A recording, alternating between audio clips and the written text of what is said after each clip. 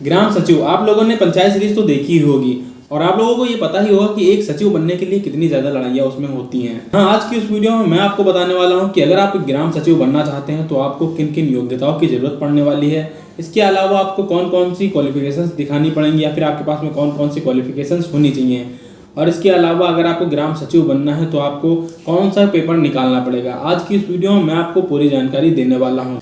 तो अगर आप एक ग्राम सचिव बनना चाहते हैं तो आज की इस वीडियो को अंत तक देखिएगा। चलिए देर न करते हुए इस वीडियो को स्टार्ट कर लेते हैं। हेलो गाइस, मेरा नाम है अरुण पासवान और आप देख रहे हैं मास्टर ब्रेन। अगर आपको एजुकेशन से रिलेटेड वीडियो देखना पसंद है तो हमारी वीडियो को लाइक करके चैनल को सब्सक्राइब कर लीजिए और आने वाले बेल आइकन को भी दबा दीजिए, जिससे कि हमारे आने वाली नई वीडियो की नोटिफिकेशन आप तक सबसे पहले पहुंच सके। तो चलिए सबसे पहले तो हम बात कर लेते हैं कि जो ग्राम सचिव होता है उसके काम क्या क्या होते हैं। तो देखिए, जो गाँव में प्रधान होता है उसकी एजुकेशन लेवल नहीं चेक करी जाती है, या फिर वो पढ़ाई करे या ना करे वो प्रधान बन जाता है। अगर एक प्रधान को साइन नहीं करना आता होगा तो वो अपना अंगूठा लगा के भी काम चला सकता है। लेकिन जो ग्राम सचिव होता है उसको यहाँ पे क्वालिफिकेशंस की जरूरत पड़ती है और इसके अलावा उसको साइन करना पड़ता है। अब जितने भी गांव में जो चीज़ें पास होती हैं, जैसे कि लाइट का पैसा पास होना होता है या फिर रोड का पैसा पास होना होता है, वहाँ पर प्रधान के साइन लगते हैं या फिर अंगूठा लगता है। लेकिन उससे पहले सचिव से पूछा जाता है और सचिव के साइन लगते हैं। सचिव अगर चाहेगा पैसा पास करना तभी ये पैसा पास होगा। हाँ, अब सचिव बनता कैसे है इंसान। अब सचिव बनने के लिए आपको कुछ क्वालिफिकेशन की ज़रूरत पड़ती है, जैसे कि आपको ग्रेजुएशन करना मस्ट होता है। इसके अलावा आपको यहाँ पे पेपर वगैरह निकालना पड़ता है।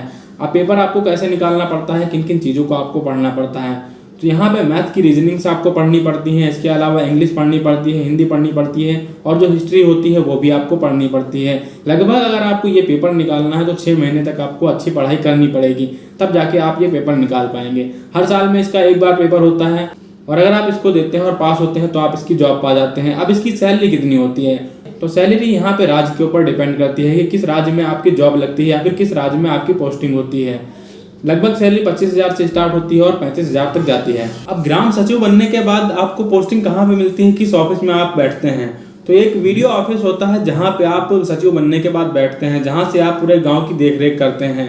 अब वीडियो ऑफिस मतलब कि ये होता है village development office. Video office में बैठ के एक सचिव जो होता है वो पूरे गाँव के फैसले लेता है, क्या क्या चीज़ें गांव में होनी चाहिए, कितनी डेवलपमेंट गांव में करवाना चाहिए, कितना पैसा यहाँ पे पास करना चाहिए, ये सारी चीज़ें की फैसले जो है सचिव लेता है और साइन करता है, तभी जाके गांव में डेवलपमेंट स्टार्ट होता है। तो अगर आप एक सचिव बनना चाहते हैं तो मैंने जितने भी आपको क्वालिफिकेशंस बताई, जैसे कि आपको 12th एंड ग्रेजुएशन करना जरूरी होगा। इसके अलावा सचिव बनने के बाद सैलरी के अलावा क्या क्या फायदे आपको मिलते हैं, तो ये एक सरकारी जॉब होती है और सरकारी जॉब में तो आप लोगों को पता ही होगा कि कितने फायदे होते हैं। आपका जो परिवार होता है उसका मेडिकल का सारा खर्चा सरकार उठाती है। इसके अलावा आपकी जो सैलरी होती है वो पूरी बचती है।